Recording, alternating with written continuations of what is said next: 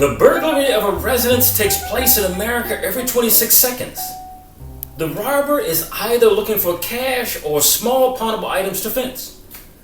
This unique cat burglar case involves something more than pawnable items. This case concerns enough money stolen to fill up a 12 by 12 room with cash 4 foot high for the most secured holding facility in America. Namely, the facilities in downtown Los Angeles or the Dunbar Armored Safe Company. The conspiracy was led by one Mr. Alan Pace III. Now he's from Compton with the help of his childhood friends Eric Damon Boyd of Buena Park, California, Eugene Lamar Jr. of Bellflower, California, Freddie Lynn McCrary Jr. of Arleta, California, and Terry Wayne Brown Sr. of Los Angeles, and Thomas Lee Johnson of Las Vegas, Nevada. So all these people rounded out a team of 6 prepared for robbery. Now the Dunbar armored robbery at the time was the largest cash robbery to have occurred in United States history, bar none. So on September 12, 1997, 6 men robbed the Dunbar Armored Facility on Mateo Street in downtown Los Angeles, California, of $18.9 million. Now that's equivalent to $32 million in today's money. That is a lot of money.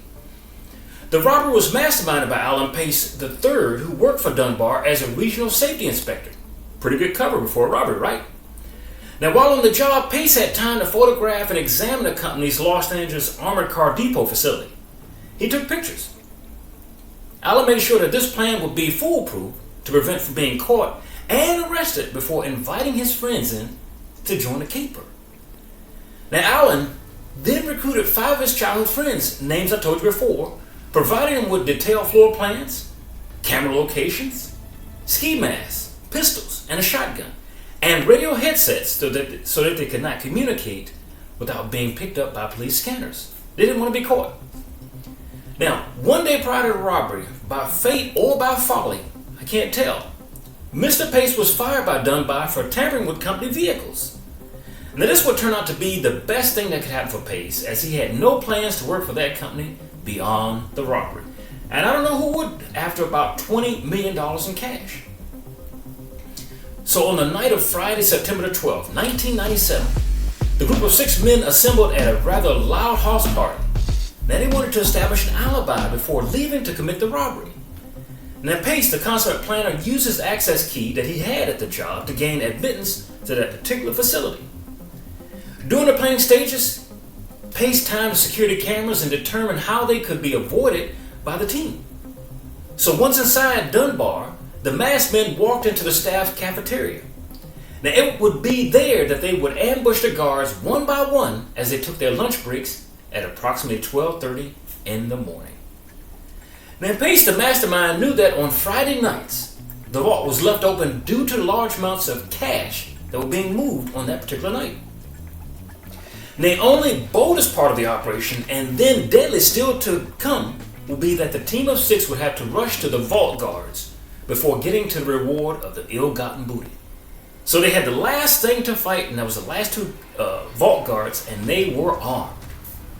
So the team of robbers managed to subdue all the employees with duct tape before they could signal any alarms, and due to the excellent planning that Pace did initially, they ended up not firing that one shot.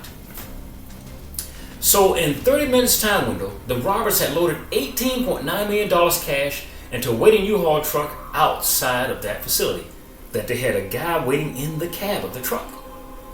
Now Pace knew exactly which bags in the vault contained the highest denominations and non-sequential bills.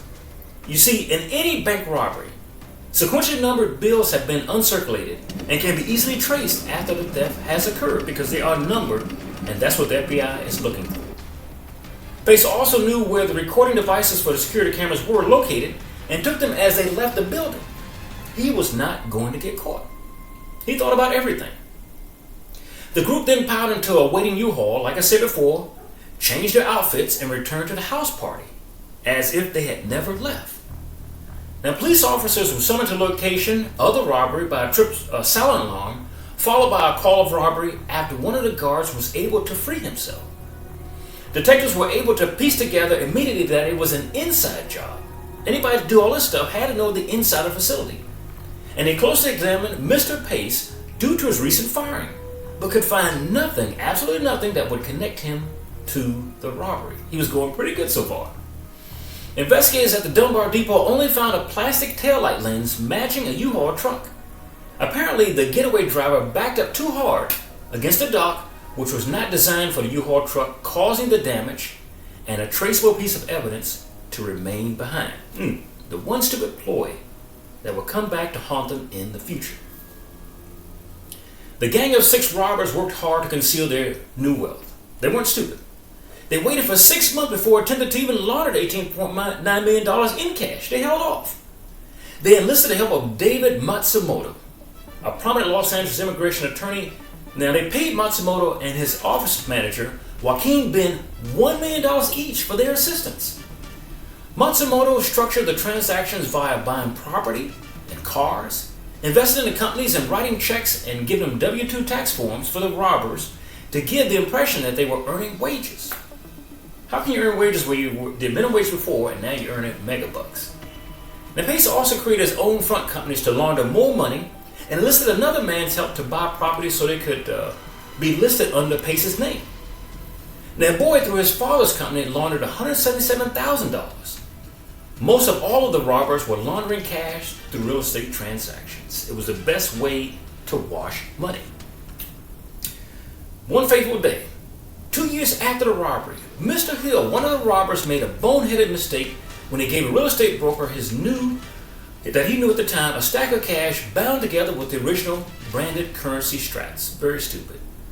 Now, Hill's real estate agent went to the police immediately with this evidence.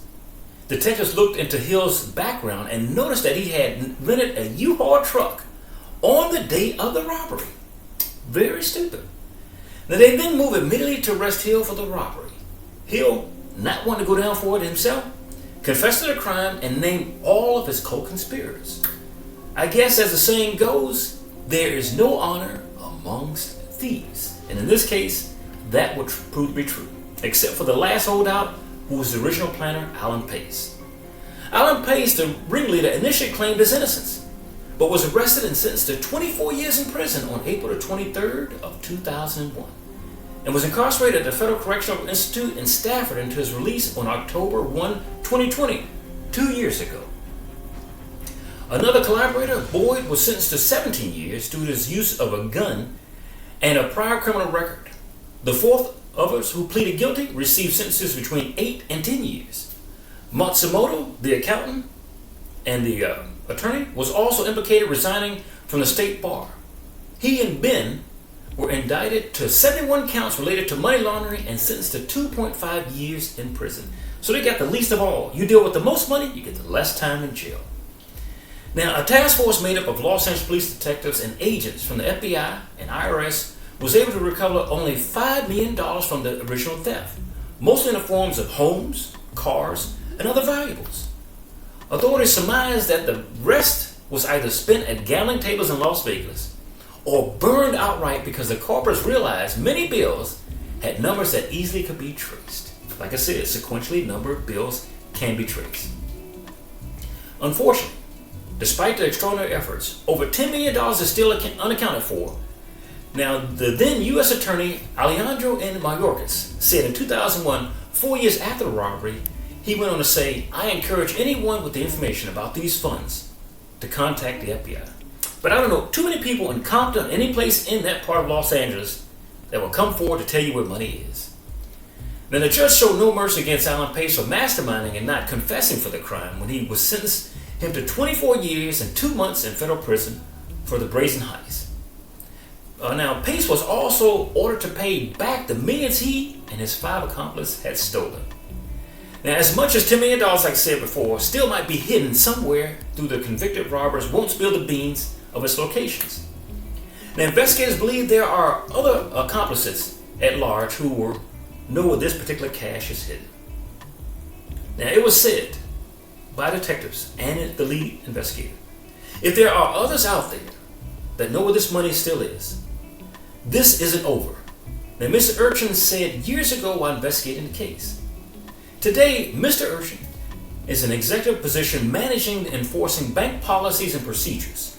Mayorkas who was the attorney, is the current Secretary of Homeland Security for the Biden administration. And there's also a movie in the works. Khalid Pinkett, the producer of Charm City Kings and the brother of Jada Pinkett Smith, and the production company Rebel Maverick are working on the film about the particular robbery. Alan Pace III will be a chief consultant for that movie. So I guess in some cases, there is a payoff for robbers, especially for cat burglars. We hope to see you again next time.